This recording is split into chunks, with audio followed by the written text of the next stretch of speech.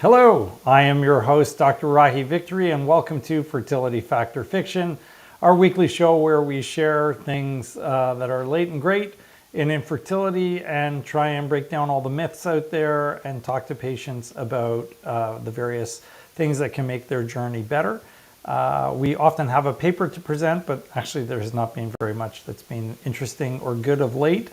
So I thought I'd just bring a couple of things real quick to your attention that have gone on. So I did put up a post recently and said, it was a reel on Instagram where I said, not everybody needs IVF. And one of the comments in response was that the physician recommended the IVF to their patients for fertility preservation because it wasn't just treatment, it was preservation of fertility. And you know what? I wanted to say, that's a great point. If your patient's like 38 and it might be 40 by the time they come back to you and maybe their ovaries are getting weaker, yeah, you've got to factor that into the calculus. Now, it doesn't necessarily mean that IVF is still their only choice. They should be offered all the options and given a chance to decide whatever they want to do, and then come back to you and say, okay, I want to try this or I want to try that. And it's certainly reasonable to encourage them to consider doing IVF because, yes, by the time they come back at the age of 40, if they're successful the first time, it is going to be harder to help them, especially if they're already struggling at 38. But overall, I still don't think it's reasonable to keep pushing people into IVF. I had a patient recently that said her diagnosis was PCO. That was her only diagnosis, and they told her she should go immediately to IVF. That actually makes absolutely no sense whatsoever at all. If you have PCO, there are lifestyle changes you should make, often but not always. There are medications that you can take, such as letrozole plus minus metformin, and there are supplements that you can use. And between those, you actually have a very reasonable chance of getting pregnant, doing nothing extra whatsoever at all. So you don't necessarily need to go rushing into an expensive, invasive IVF cycle. Do I like doing IVF? Of course I do. I love doing IVF. It's fun. I love, getting all the eggs. We did 3 retrievals today, got way more eggs than we actually thought we were going to get because we flush all our follicles to make sure we're getting them all. So yes, I love doing IVF. It's fun. It's exciting. We do really, really well with it. And the outcomes are amazing. But does everybody need IVF? Of course not. I mean, that's actually maniacal to suggest such a thing. The only reason anyone is going to make everybody do IVF is purely because of financial reasons. And I don't mean financial reasons for you. I mean to the clinic's benefit. So we always offer you options and choices. And then we let you know what the risks and benefits are, what the costs are, what the timelines are, what your expectations should be. And then once you know all that, you get to make a decision that's right for you. One of my dear friends, who I respect very, very much, and hopefully is watching the show right now, once upon a time said to me that for fertility patients, they're experiencing a loss of control. And that loss of control needs to be kind of corrected or fixed by offering them as much control as they can have in this very uncontrolled environment. So the best way to give control back to you, the fertility patient, is very simply to say, here are your choices, educate them on the choices, explain what those outcomes are, what the percentages are, tell them what the costs and the timelines are going to be, and then let you make the choice because now you're back in control. You have the information you need, you have the education that you need, you've had an opportunity to ask questions and be informed, and now you can make a decision that's right for you, which lets you regain control. And for me, that means I've done my job right. If you're not letting patients regain control, you're not necessarily helping everybody in the right way. So I'm a big proponent of giving people choice, letting them kind of sort through and sift through the information, and then make a decision that is right for them. So I hope that resonates with some of you. The other thing that I would love to hear from some of you about is on a recent post that we mentioned, it was quite a gift to be, able to help people and to have babies. We got a lot of feedback from the donor conceived persons community. Now, the donor conceived persons community is a community of individuals who have had their biological birth as a result of either a sperm donation or an egg donation or both, or possibly an embryo donation. So in those circumstances, some of them were stating that it wasn't a gift for them to be born and that their life was full of compromises to them personally, and that they had a very difficult time dealing with the fact that they didn't know their biological parents or their biological siblings. So some of them have asked to actually come on the show, and there was a lot of vitriol around the messaging, with many saying that I was doing it all for the money, and what kind of doctor am I, and why did I think it was okay to purchase kids? And I wanted to say that, first of all, I don't do any of this for the money. Lots of you that have reached out to me know I help you for free. And I don't do it for the fame. We started Fertility Factor Fiction with the very first episode being about double IUI, because double IUI, which does make us more money, is actually useless. And I got on and said it was useless. So it's not about money. It's not about fame. For me, it's genuinely about helping people. And so I'm interested in meeting with these folks and hearing what they have to say. I would love to get some feedback from you guys. Thumbs up if you think it's a good idea to bring on a very different viewpoint onto the show. And I guess thumbs down if it's something that doesn't interest you all. But I would love to see what your thoughts are about that, and whether we do it online or offline. I will definitely meet with them because I do think they should be heard and that they deserve a willing ear. And I am that willing ear for sure. But I'm interested to see if you guys would rather have them on the show or just have us kind of do it on the side and sort through how we can best help them and listen to them. Anyways, let us know.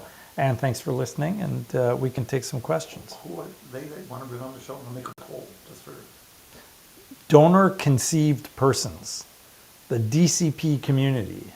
I mean, they gave me their names, but I don't know that they want me to share that. Conceived persons. I made the mistake of referring to donor-conceived children, and they said they're adults now and they should be referred to as such. So I respect that totally and apologize for my error. Okay. Questions? You're great. That's my comment for that. You're great. Yeah, questions, of course. Hi. Do you like to run any labs between FET and beta HCG? We run a progesterone. So we usually do one more progesterone the day after we've done an FET to make sure it's still in a stable range. Besides that, no, not usually, unless the patient has thyroid issues and we had to give them lots of estrogen, because your estrogen can mess up your thyroid. So yeah, there are some labs we do for everybody, and then some labs we do for specific groups, but generally speaking, it's just the progesterone. Believe it or not, there's some no votes. There are some no votes. Really? Wow. Interesting. I've never gotten that. Okay, if you say no, you got to tell us why. In the comments. In the comments. Yeah. In the comments. Yeah. That was interesting. That's interesting. Right. Yeah. Well, you know what? Some people are hurting as they go through this process and maybe 100%. Don't want to hear 100%. The view from the other side. I get it. Listen, I'm neutral. I'm totally Switzerland. I'm neutral. I am not taking any sides in this debate. I think it should be up to you. I think you should be allowed to decide. The donor-conceived persons group says no, that the right to know your biological parents should pre-exist your existence. So in other words, they should be allowed to know their biological parents before you even make the embryos. It's an interesting thought process. It opens up a whole lot of questions, at least in my mind, about opinions on abortion. And I'm not saying it's right or wrong. I'm just saying it's hard to reconcile those two things together. But I'm super keen to hear from them, just to hear what they have to say. But if you guys don't want it on the show, we'll keep it off the show. I would have thought people would say yes, but if there's a lot of no's, are there yeses? 60-40. 60-40. 60 yes, 40 no. Oh, 60. Wow. Tell, because we have a lot of people on Instagram that don't have the chance to vote. Oh, yeah. Tell everyone on Instagram to go on YouTube right now, Dr. Victory, youtube.com/Dr. Victory, and vote. Okay, yeah. It's 50-50 right now. It's 50-50. If you're on Instagram, pop onto YouTube for us and vote on the YouTube and let us know what you think. On just put it in the comments in the Instagram. the Instagram. Yes, no. Yes, no. We'll no see. is winning now, eh? Oh, now it's higher. Now no is higher, 57%. Oh, that'll be interesting to see. This is one hell of a poll. Hey, and listen, thank you for the feedback. We got to do more live quizzes. People are dropping off Instagram. The number on Instagram is tanking because everyone's going on YouTube. YouTube? Yeah, that's okay. That's very cool. Yeah. See it. It's happening. That's awesome. All right. Oh, no one's getting serious. They're not happy. Hey, Dr. VNT, how long after a fresh transfer can you have intercourse? Well, I mean, we always say maybe don't rock the boat that night, but aside from that, you should be fine. So an embryo is going to implant within 24 hours. So as long as you're not, quote unquote, swinging from the chandelier, then you're probably going to be fine. So I wouldn't be super rough, but normal sexual intercourse or activity the day after you've done your embryo transfer is fine. Leading up to your embryo transfer, we actually encourage it because it will actually increase your chances of success. I never said it was only a means of preservation. Most of my parents are 35, and I explained all their options thoroughly and ensure they're able to make informed decisions. That might be the doctor that commented. The lifestyle changes. Oh, that's awesome. Yeah. I empower my vulnerable patients, but also believe in no BS. Awesome. Yeah, and I certainly wasn't suggesting in any shape, way, or form that what you were saying was wrong. Actually, I agreed with you that it is a good choice for certain people, but I don't think it's something that applies to everyone. And it sounds like you agree, so we're on the same page on that one. Do you have donor eggs and or donor eggs available at your clinic for patients, and can U.S. patients come see you? Yeah, we have a very rapidly growing U.S. population. We probably are helping 2 couples a week now from the U.S., which for us is a lot. And I think that'll probably hit, probably 5 to 10 in a very short period of time as more and more people realize we're a lot more intimate in our care of patients, like it's more one-on-one and they get a lot of me. And at the same time that we are roughly about 1/3 of the cost of what it is in the US. We don't have frozen donor eggs here, but we work with donor agencies who can find you a donor. If you want to use frozen donor eggs, it's very easy to purchase them and have them shipped in. We generally shy away from it because I think it's terrible value. It's very expensive for a very low number of eggs. With a fresh donor, we're frequently getting 20, 30, 40 eggs. And it roughly costs only a little bit more usually than purchasing the frozen ones. And fresh definitely works better than frozen. Every study everywhere will support that. So we do have access to frozen donor eggs. We have a lot of access to fresh. And that's something we do all the time here. We're quite good at it. So there's about 20-ish votes. 20. Oh, just 20 total? Yeah. Okay. 67% say yes, do it. Oh, really? Yeah. So it's been going back and forth, back and forth. Battle royale. All right, interesting. Hey, Doc, I have a question about laparoscopy. Okay. How often do you unexpectedly find endometriosis without symptoms in unexplained infertility patients during laparoscopy? So there's actually a study on that, and in unexplained infertility patients, it can be as high as about 25%. So in patients with unexplained infertility who are asymptomatic, there is still a very substantial chance of finding endometriosis.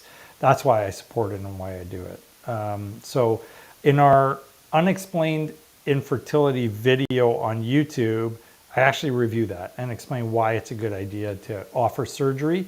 So we do offer it to all of our patients with unexplained infertility because there's 4 things you can do. You can do pills and insemination, shots and insemination, IVF, or surgery. And most guidelines leave out the surgery, but I think they're just wrong. They're not really addressing the issue patients are facing, which is a substantial number of them will have endo, and if you treat the endo, you're improving their outcome. And I get the idea that the IVF is faster, but not everybody wants to do IVF. Some people want to keep it natural. Some people want to be able to, do it without having to have three other people in the room, so to speak, to facilitate them having a baby. Recently I did an insemination for a patient, and the husband was there, and he said, I can't even tell you how many times I've done that. And it didn't work.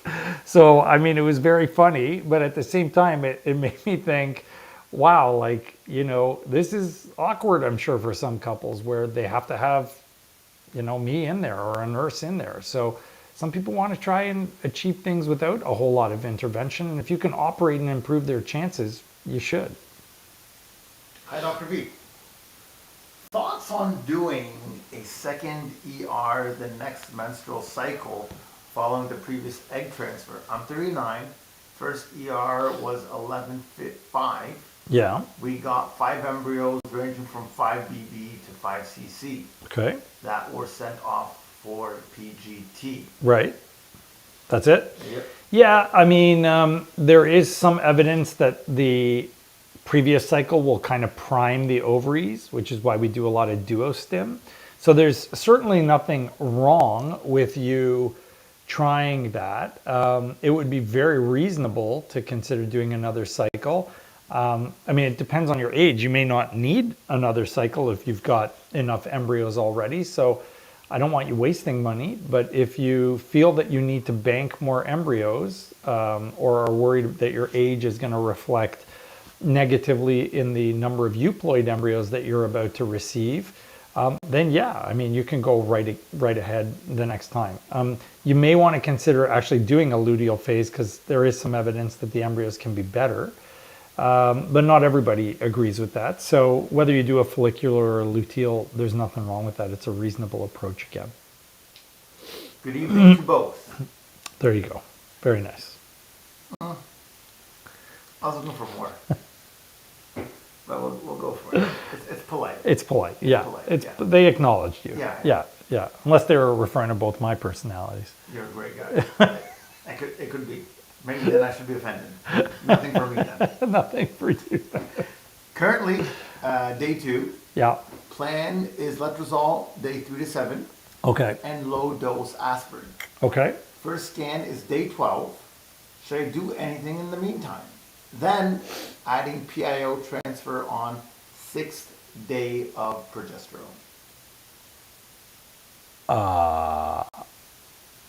Okay, so we monitor you a lot more because not everybody responds, and you could have an egg release prematurely. So I would not be waiting until day 12, I guess. We monitor by day 7 and then bring you back day 11 and then continue monitoring. So yeah, I would be monitoring you more carefully. We use a lot of vitamins and supplements. We also use antibiotics and probiotics. So we do a lot more than what you've described. Took the Receptiva test after I failed. Get my results, show endometriosis. Could that be the reason it failed, and what can I do? Well, the Receptiva test has been proven to not work. So there's a couple of studies demonstrating that the BCL6 testing, which is Receptiva, actually doesn't help. So I'm sorry that you have a positive test result, but that actually doesn't mean anything whatsoever. If you think you have endo, then the appropriate approach to that is 1, get surgery, in my opinion, but only from a very qualified surgeon, not just anyone. 2, go on an endo protocol for your frozen embryo transfer. So that's taking pretty much all the medications you can to suppress your estrogen levels for 3 months. So that's Lupron and letrozole. And then using a letrozole protocol with little or no estrogen. All of the supplements that are good for endo, so that's NAC, curcumin, coenzyme Q10, and resveratrol. And then using high progesterone levels. So for patients that have endo, you want to keep your progesterone a little bit higher. That'll improve your outcomes. And we just had that on our show 3-4 weeks ago. We've done a lot of shows, How many have we done? Is it 4? This is our 4th year? I think this is our 4th. Is this the 4th or the 5th? No, 4th maybe. 4th year. Yeah. Right? Yeah. Because I think we started right before the pandemic. That's right before. Yeah. 4 years, man. It's been a while. Someone that acknowledges my existence. Hi, Dr. V, and social media wizard T. There you go. I take that all the way. This is my new best friend. Do you do the embryo transfer yourself, or does someone else in the office do it? Are they asking you or are they asking me? Social media guy does not do the perhaps I should embryo answer, transfer. just to clarify that I'm very busy. You're Therefore, too don't busy have time to do it. to Yeah. do the transfer. Yeah. So I let others. Sorry, this is what I put up with on a daily basis. So I do all of my own embryo transfers, every single one. No one does my embryo transfers for me. The only exception is if your embryos are still at create, which is very few people. And even then, I try to get down there, but I can't always get down there for those ones. That was good. Would you, made my day. Would you increase prog from 200 to 600 daily? I guess it's progesterone, right? Yeah, 600 daily, vaginal? in someone who has had 2 chemical pregs? Well, we always use 600, so I don't know why you're on 2. So yeah, as long as you're using it vaginal, it should be 200 3 times a day. And 2 chemical pregnancies arguably merits investigation. So we wouldn't just give you proj, I'd actually figure out why you're having chemical pregnancies. What are your comprehensive recommendations for successful FET? Last alcohol consumption recommendation on intercourse around that time, and anything else to increase the chance? No smoking, no drinking, no drugs, 0. Healthy diet, lots of sex, the ejaculate, and have intravaginal ejaculation. The ejaculate can actually improve your chances of success, so that's important. It primes the lining. They've shown that in a study about 6 months ago. Use a letrozole protocol. Use both progesterones, so that should be vaginal and oral. Get your levels checked. Make sure you're on all the vitamins and supplements. Take melatonin. Do an HCG wash. If you've failed before, then there's lots of testing we recommend. If you haven't failed before, we don't. Am I missing anything? Keep your stress levels low. Consider acupuncture if it helps calm you. Don't if it doesn't. I think that's probably everything. You've heard this enough that now I got to ask you if I'm missing anything. Don't get too excited over pomegranate juice. Don't get too excited over pomegranate juice. Yeah. Oh, did you see that whole thing out of the UK? Yeah, I saw that. With some scientists saying, like, tell people to stop getting on social media and TikTok because people are saying that you should eat pineapple because it actually makes a difference. Listen, pineapple core does not help your fertility, guys, as much as people all want to believe that. And it's now like the fertility symbol of pineapple. There's actually not a shred of evidence that it makes a difference. So, It's difficult to eat the core as well. The core tastes gross, yeah, and it's pretty gnarly, man. It's tough. I cut up a pineapple yesterday, and I fooled my kids into thinking that's part of the pineapple. Like I just cut it in. Oh yeah, yeah. They didn't like you after that. They didn't know what that was. They said, "Why is there wood in the pineapple?" They didn't appreciate the joke. Yeah. Those of you considering reporting Tarek to Children's Aid Society, please refrain. It's a lesson in appreciation. A lesson in appreciation. Yeah. Hello, Dr. V&T. Can DHEA make your hair fall out? Since starting 75 milligrams, my hair has started shedding a lot. Yes. I checked my TSH and it was 0.9 baseline. Yeah, it can. So it's an androgen, and so male hormones, when they're dominant, hair thinning in the places where you want to keep your hair, and hair growth in the places where you don't want hair increase. So yes, it can. Hi, Dr. V. 37 with normal AMH and AFC. Okay. I'm stim day 6 of egg freezing cycle, and my E2 is only 630 picomoles per liter. Okay. They started me on Centrotide today and bumped me up to 9.33. Recavel at 150 Menopure. Okay. Thoughts? So she's day 6 of stim? I'm stim day 6 of egg freezing cycle, and my E2 is only 630 picomoles per liter. Wow.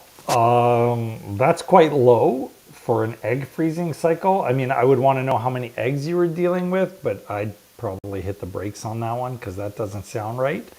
So if you've got strong ovaries and you're capable of making a lot of eggs, then maybe they primed you with birth control and suppressed you. I don't know. I don't know enough about that history, but I wouldn't necessarily continue.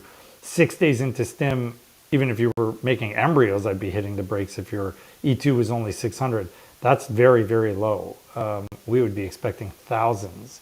So, and egg freezing, you actually do need to freeze a lot of eggs to make it successful. So maybe reach out to me and share the rest of your story with me so I can give you better advice. But realistically, I'd be saying how many eggs do I have that are going to be mature and saying I don't want to continue if I don't have enough. Just doing a retrieval is not the goal. Doing a retrieval with a outcome that is realistic is the goal. So that's sounding like you're only going to get a handful of eggs. Sorry. Sorry, Tarek, got too eager to ask my question. Didn't I to either of you. I love you both. Aw, we love you too. I have no idea who you are. Tarek knows. Tarek gets to see who you all are. I have no idea. He actually knows the regulars because he's like, I remember this one and I remember that one. And we talk about it after the show. I'm like, I don't know anybody. I'm looking at the camera. Yo, T and Dr. V. Hey, yo. Yo, what's up? What's up? Had a day 5 FET. Uh-huh. How long is implantation window? And also have only been on PIO and estrogen injections. Is that less ideal to oral and vaginal progesterone? No. So vaginal and injectable progesterone should always be done together. But if you're only going to do one, you always do injectable because it has been shown to be stronger. We don't use injectable estrogen here, but typically we use vaginal or oral, and that's fine. Either one is reasonable, and sometimes one's better than the other depending on the circumstances. And what was the other part of it? The first part? Oh man, you're doing that to me. I'm sorry. There was another part to it. It's gone. I'm sorry. I missed the first half of that question, That's but the Reckerville question, right? no. It was the day 5, just to finish the day 5. Oh, what was the window of implantation? Window of implantation. Well, in theory, within 18 to 24 hours, the embryo should be implanted. So that's your window of implantation. Implantation window. Yeah, Great. I got it back. You're Yeah, amazing. yeah. You deserve It's- all the Dr. It's all that V's out Prevagen I'm taking. there. There you go. It's working, man. I can feel the That's a sharp memory. yeah, the jellyfish floating around in my head. All that omega. All that omega, man. Hello, Dr. V and T. Yeah, this sounds very serious. Yeah. Okay. Listen to the question. All right. Would you recommend Yeah, freezing day 5 embryos? yeah, Or yeah. let them go to blast if I have less than 4 embryos? That doesn't make any sense. Would I recommend freezing day 5 embryo? 3. Oh, day 3. You said Yeah. 5. No, we always recommend going to day 5.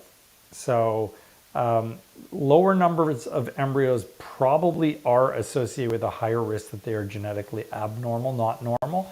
So we would strongly advocate for the fact that you should consider doing the PGT rather than not doing it. Hi, Dr. V and T. That's me and you Yeah. in That's that, us. in that order. Yeah, that's very true. It is absolutely that order.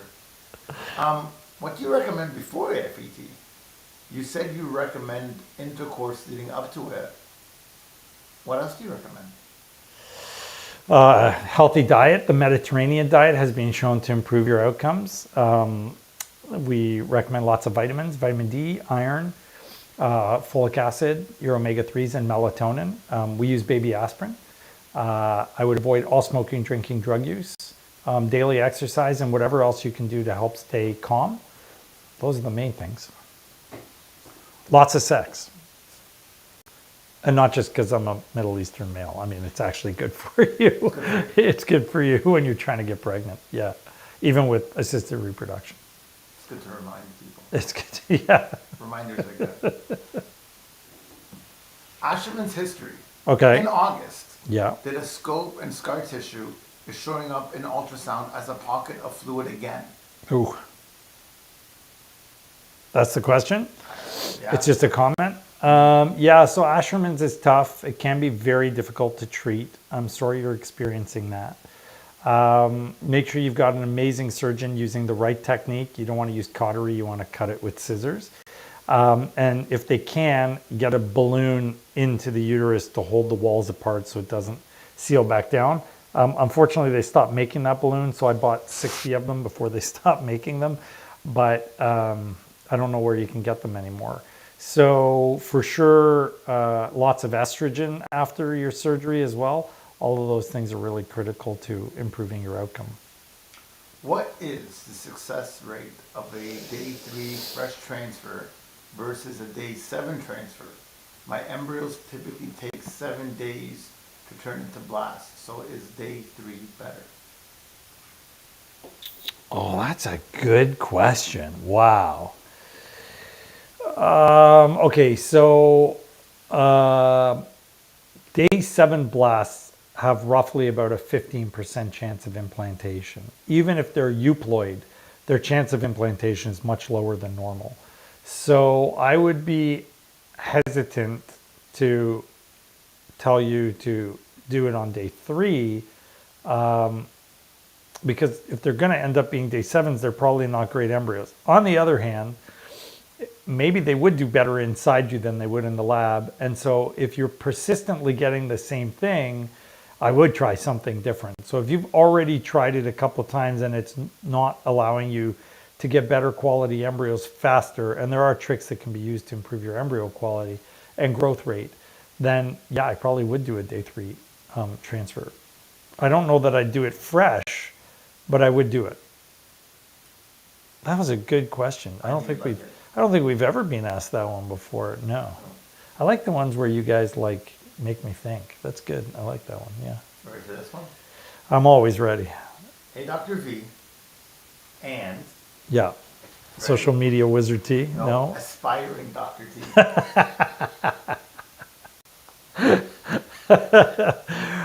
As of tonight's dinner, he's more aspiring car purchaser than he is doctor. So, yeah.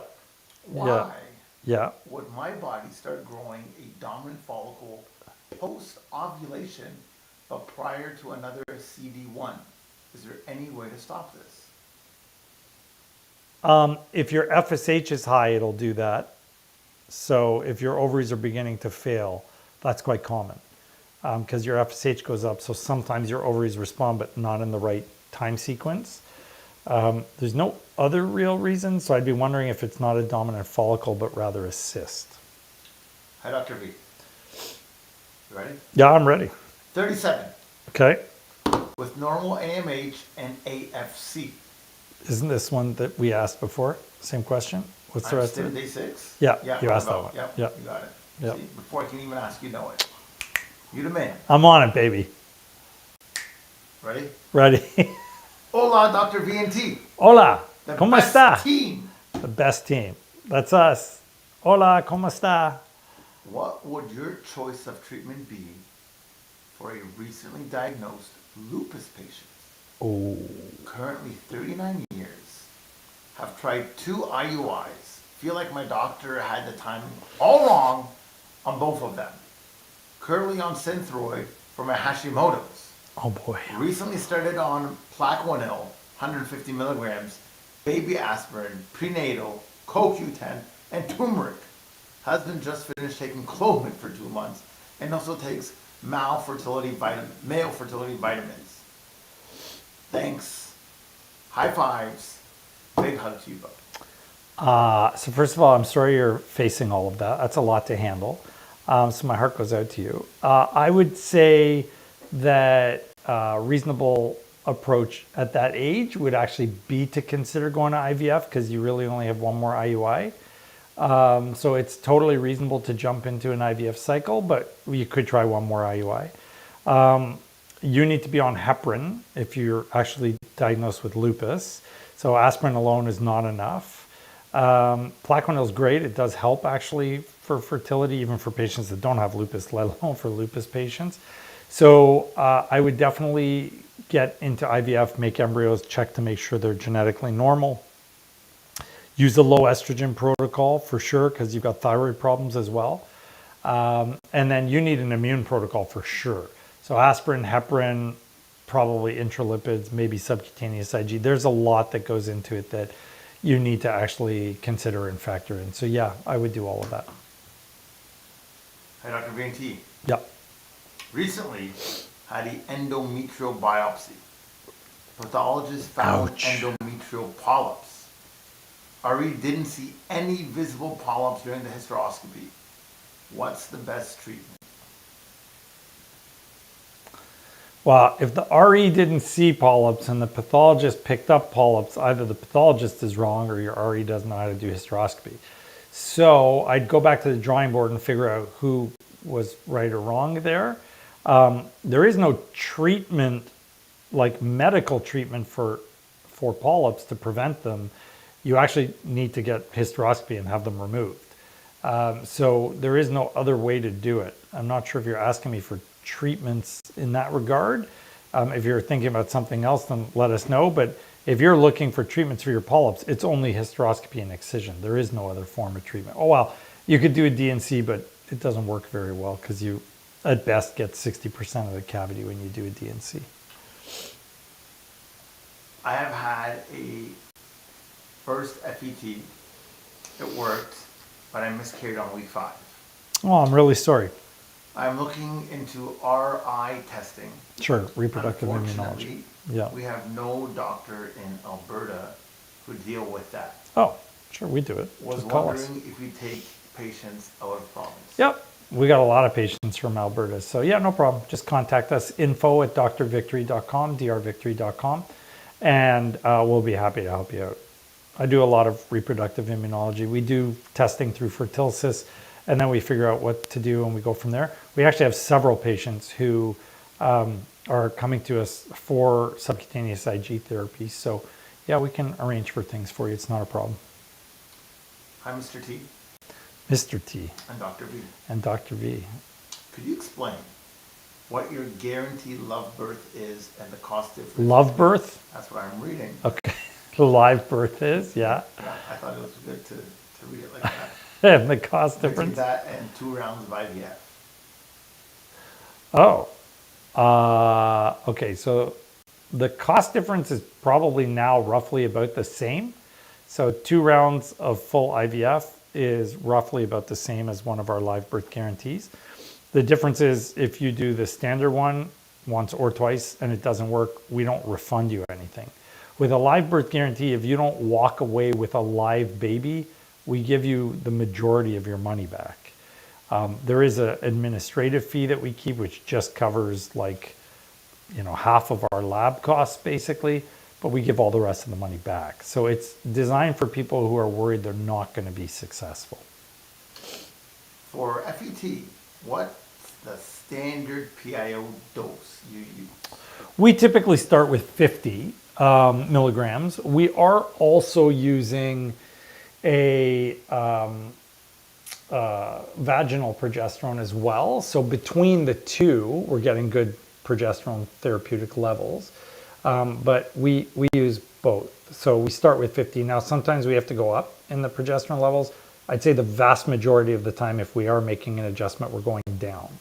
But there are times where you go up. So for most people, it's 50 milligrams.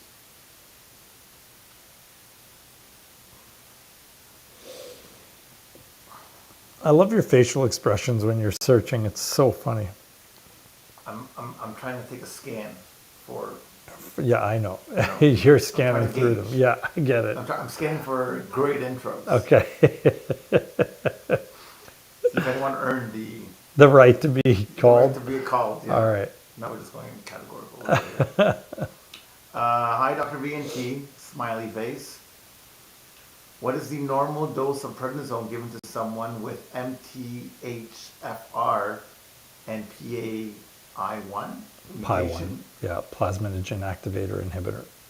And how many infusions are done ahead of transfers with high NK cells? Okay, so we use 25 milligrams for patients that require prednisone, although we don't use it for, I don't check Pi1, but I'm not convinced on the data. And MTHFR, you need methylfolinic acid, aspirin, and heparin. I've never heard of anyone using steroids for MTHFR.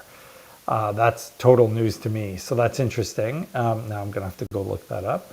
But you use 25 milligrams. Or at least we use 25 milligrams. With regards to the infusions, if you're referring to intralipid infusions, it's supposed to be 5 to 10 days before the transfer, on the day of the transfer, and then when you get your positive beta, and then every 6 weeks. So that's kind of standard. That's what most of us do. Should I consider a LAP or ERA as my mid-lab 3 day later where half 10.8 progesterone and estrogen 88 embryo was a day 6 3DA? So laparoscopy is fine. I never discourage people from doing laparoscopy unless there's risk.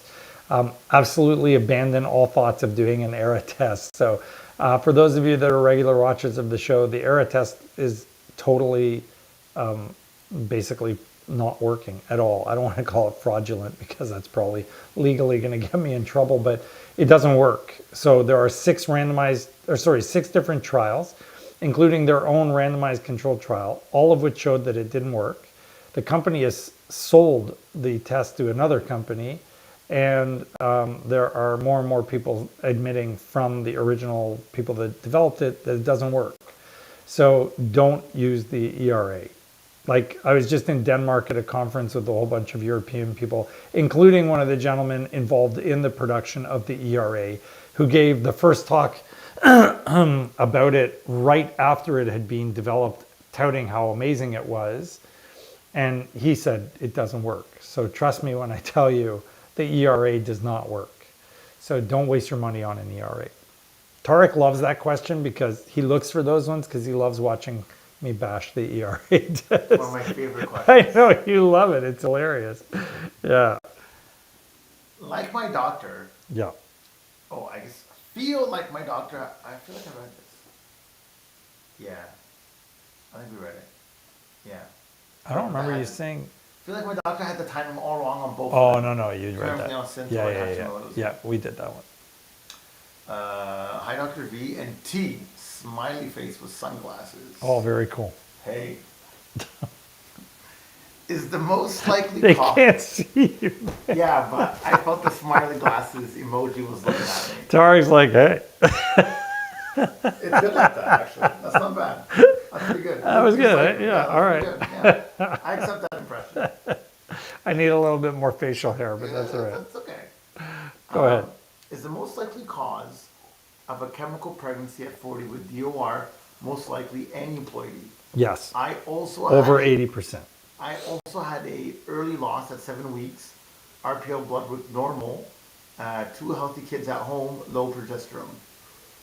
Overwhelmingly, it's going to be because of aneuploidy, over 80%. If you're in your 40s, I would say probably 90%. So yes, the overwhelming likelihood would be aneuploidy for sure. Yeah. I mean, you want to fix everything, and there's lots of stuff we can check. But if you're looking for a reason, it's overwhelmingly going to be that the embryo wasn't normal, or fetus if you weren't using IVF. My TSH was 2.3. Okay.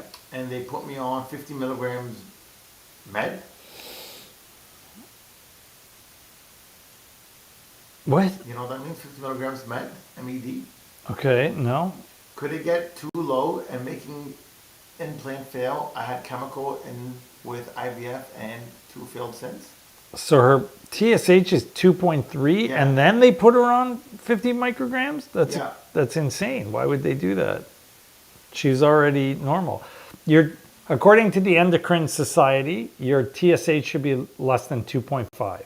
So they actually say less than 3 in the first trimester, and the second 2 trimesters less than 2.5, but all of us aim for 2.5. So you just need to be less than 2.5. If you were already less than 2.5, I don't know why they would put you on Synthroid or whatever thyroid medication. So I would have a lot of questions about that. Now, maybe your TSH was there, but your T4 was really low or your T3 was really low, which is a different story.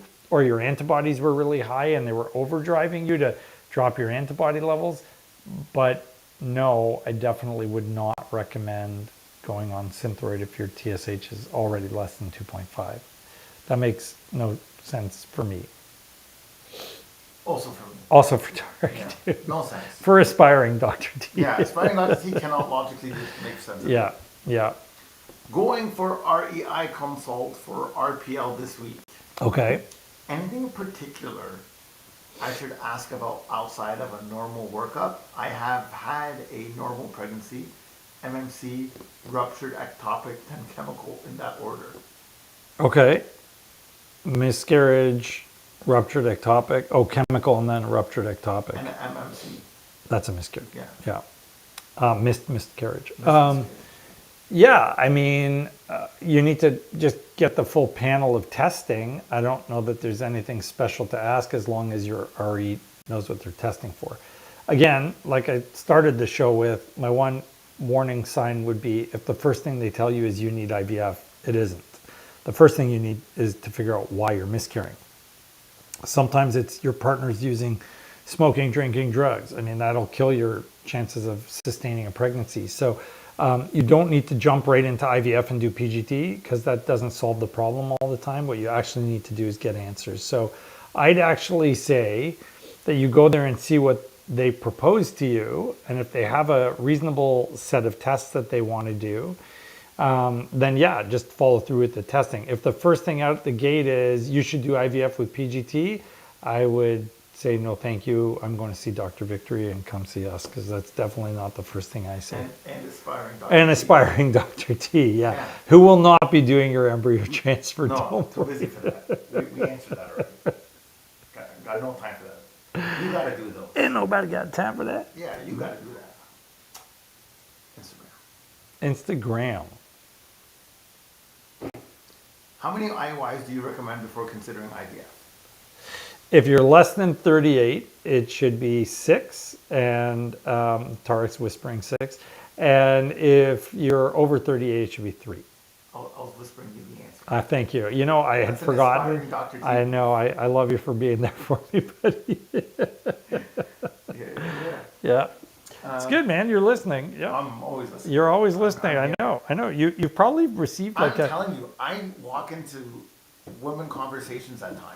Yeah, and you know And what the answers are. I hear comments. And I feel like I wanted to say something, No. but I don't. Oh, no. No, Yeah, I no, don't. no. I hold back. No. Even as the doctor, I don't... I always hold back. not- I don't say, Yeah. well, do you have regular periods? Like, I don't get into it. I don't say nothing. I'm not wading into any female I just conversations. say, where's the food? That's all I do. But I feel like I can answer all these questions and everybody will be happy. Only if you're invited. Yeah. Yeah, if you're invited. Yeah, if they say, hey, aspiring Dr. T. Yeah, then I got an intro. Okay, you got an intro, That's yeah. it. Without that, I'm not saying a word. where the food at? Where's the food? That's it. Exactly right. For FET, what's the standard PAO dose?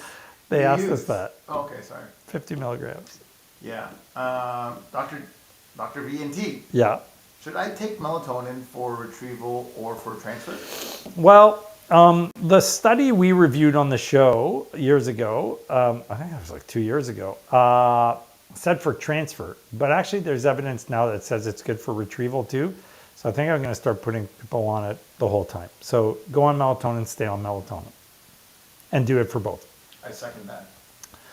And you have aspiring Dr. T's Yeah. opinion. A lot of the research that we've read Yeah. indicates that that's a good idea. Yeah.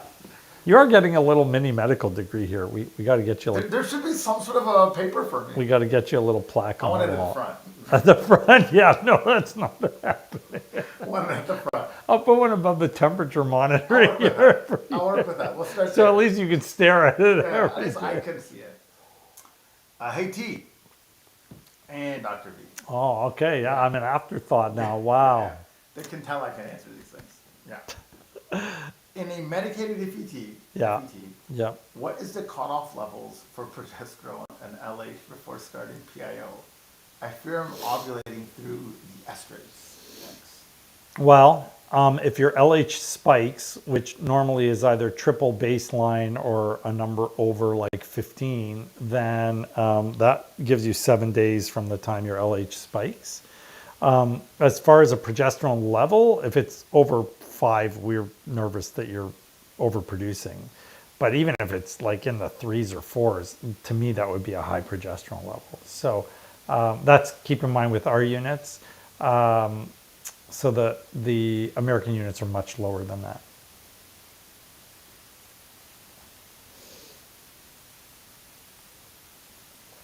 Don't leave me hanging. I'm not. It's just so many just popped out of nowhere. I'm trying to find where we left off. Yeah. How do we schedule a virtual consult? Do you see people in the U.S.? We see a lot of Americans. I love my American patients. I have my DEA license and prescribing ability in the U.S., so we can get meds to you. We do virtual consults from actually in a location in the U.S. as well sometimes, and sometimes here. So you just have to contact info, I-N-F-O, at drvictory.com and ask for a consult. We're not particularly expensive for consults because I really believe in helping people. I spend about 45 minutes to an hour with you. We come up with a plan and we go from there. I just did several of them on the weekend. One for a really lovely couple who had a very severe history of endometriosis, and I really hope that what I've advised them works. I should say, and I didn't get a chance to talk about this, so every once in a while people will contact us from all sorts of corners of the world, and we had 2 recently that contacted us from Europe, where they contacted me because they wanted surrogates because they couldn't get pregnant. So I spent like an hour with them and I told them what I thought was wrong, and one of them said, okay, we're going to try, and then the other one said, well, I'm going to try, but we're also going to get a surrogate. So the first one, who just said, we're going to try all this stuff, he said, got pregnant, and she's 32 weeks or 34 weeks now.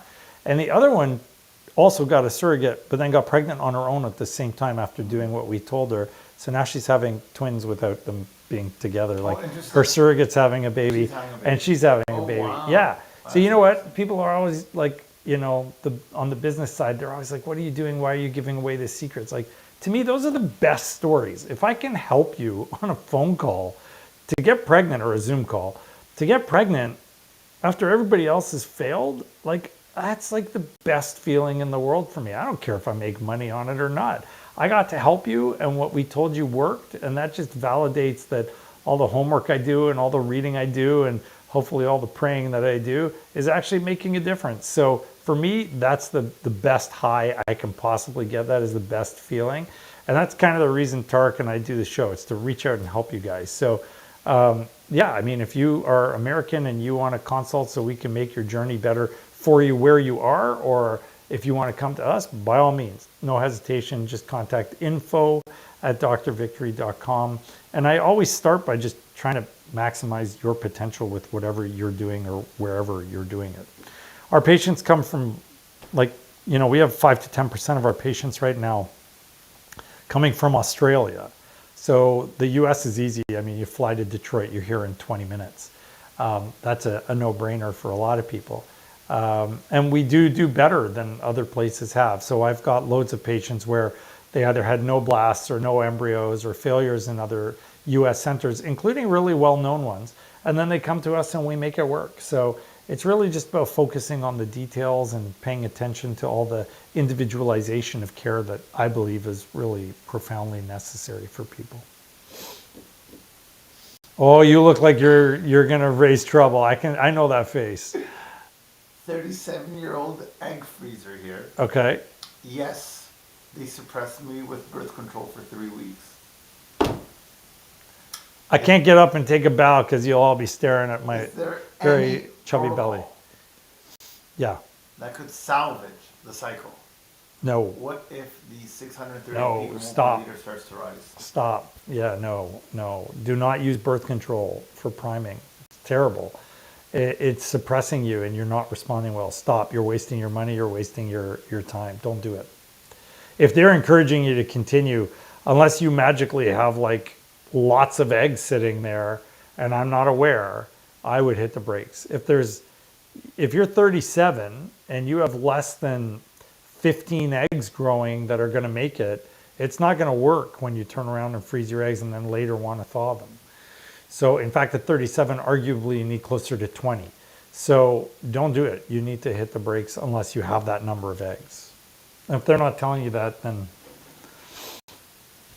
I only smile for that. I don't know what to say in those situations. Like, it's so frustrating because There should be a censored sound. I need the Yeah. bubble where I'm screaming and then yeah, you know. Some of those. Yeah. Well, that's why I read it. That's why I smiled. Yeah, you need to blank out my face while I go, ah! You know, questions like that, sometimes I feel if I answer them, it'll be good. Because I can't get sued for medical Yeah, you know malpractice, what? I'm I gonna. mean? You know what? We need like some sort of remote where I can turn the camera to you and And I then you just can answer. answer. I You give can the answer for official- me. The unofficial official answer. Yeah. No. Listen. If you don't have a lot of eggs growing that are going to be mature, don't do it. And if they say don't worry, you're going to catch up, and your cycle goes more than 12 days, your egg quality is going to be terrible. So don't do that. Please, please, please stop while you have the chance. Start from scratch. Don't let them put you on birth control, which is insane, and then go ahead. See, I knew she was on birth control. 100%. 100%. V&T, you make a good team. You really make a good team. Oh, thank you. I'm struggling to get mature eggs. Okay. I get around 20 eggs each round. Wow. What do you recommend I do? Well, first I'd want to know how long you're stimming for and what dose. And then we know that taking human growth hormone increases the number of mature eggs. So does testosterone priming. So it's not always for diminished ovarian reserve. You got to look at what helps. I would look at your medications that you're using to make sure that you're taking the right meds, and then your own health. I have had one patient, and one patient only, who we just could not get her to mature her eggs. I tried everything. I stimmed her for extra long. We waited till the follicles were bigger. Nothing worked. The one thing we're tinkering with lately, because of a really cool paper that is over here somewhere. Yeah, that was close, eh? I think it's this one. Yeah. So this paper here, which is the effective interval between human chorionic gonadotropin priming, which is your trigger, and ovum pickup on the euploid probabilities of blastocyst. In English, how high the chances are that your embryo will be genetically normal if you delay the egg retrieval past 36 hours. So this suggests that you get better embryo quality. So one of the things we've been tinkering with is delaying how long we take till we do our retrieval time. We've moved it from 35 and a half to 37. And we are getting a bit more mature eggs from what we've seen. So that's an easy trick to try. The problem is that I think some patients are releasing some of their eggs. So you got to be cautious, but it is doable. Very doable. Your words are making our clinic move feel so much better. Oh, awesome. So they're moving clinics to us and they feel better. Oh, good. Yeah. He's the most honest, amazing doctor. Oh, well, I don't know that I'm the most of anything. I'm probably the most addicted to chocolate. That one I'll take. Yeah, you and I both. Yeah. Tarek and I have a huge stash of chocolate, which you can probably see here. And then there's a whole other set over there. And all we do is eat it and then complain about how we're becoming obese. So I think we got to change what we're doing, man. Obesity seems to have a lot this right. It does, yeah, yeah. I wish you were in the U.S. and not Canada. Well, we're coming to the U.S., but we're kind of in the U.S. because we're right on the border. Like, all you got to do is fly to Detroit, and it's 20 minutes across the border to us. You can do all your monitoring and everything right where you are. A good friend of mine, who's like the nicest RE ever. She's just so sweet, and she's really smart. And actually, I owe her huge because we studied together for our American Board REI exams. She just up and decided that she's just stopping being an RE. No way. She couldn't get the agreement that she wanted with the clinic she was working with. Yeah. And so she was like, yeah, I'm just stressed from this and I don't want to do it anymore. Done.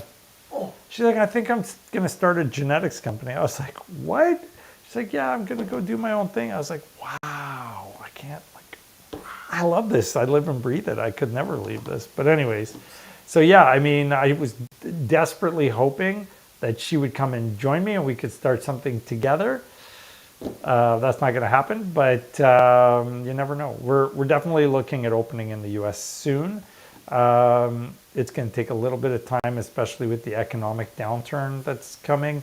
It's probably not a great time to open up a multi-million-dollar clinic, but you never know. We'll see. hello, Dr. V. I thought you said low. Hello. Hello, Dr. V. I thought you said low. Okay.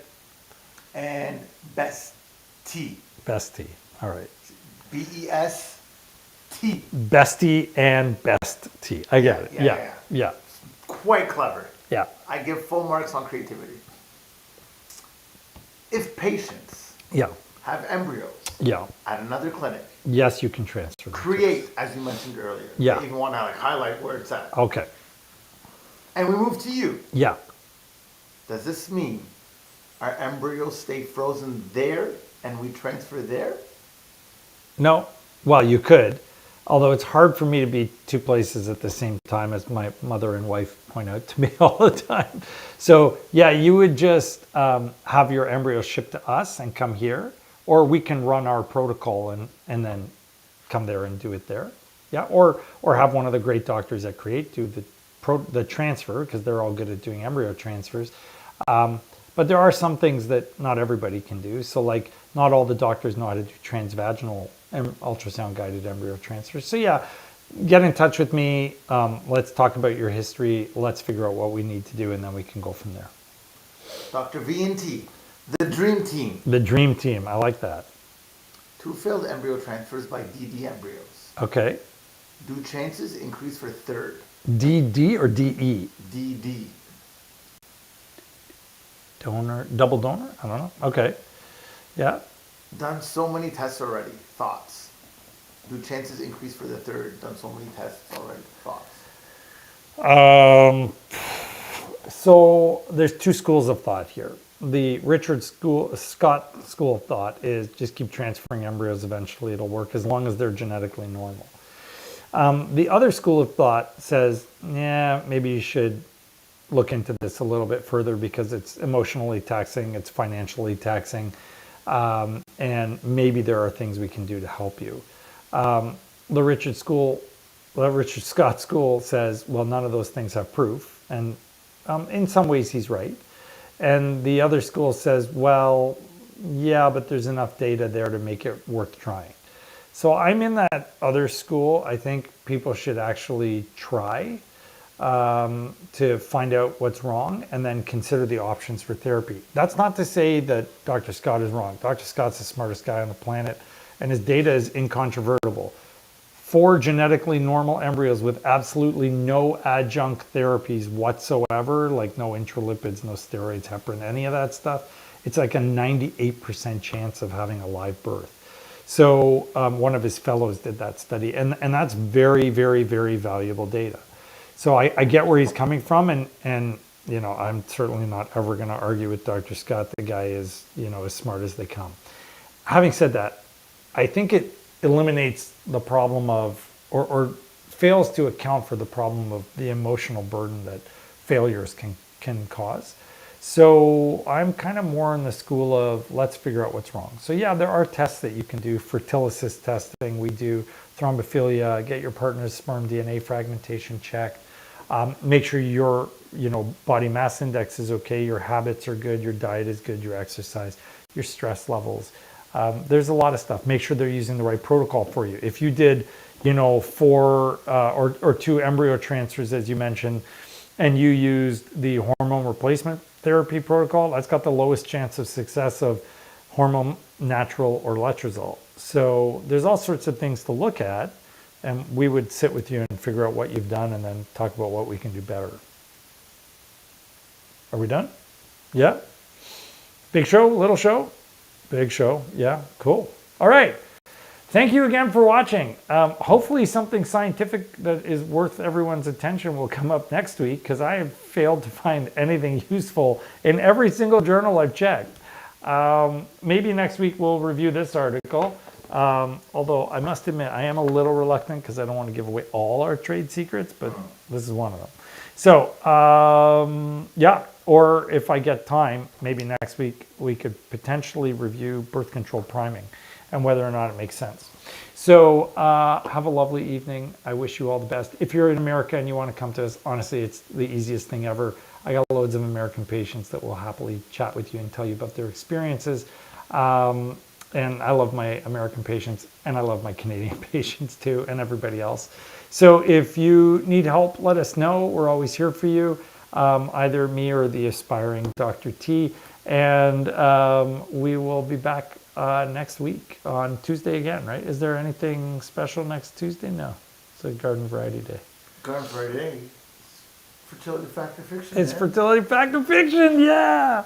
Have a good night, guys. We'll see you later.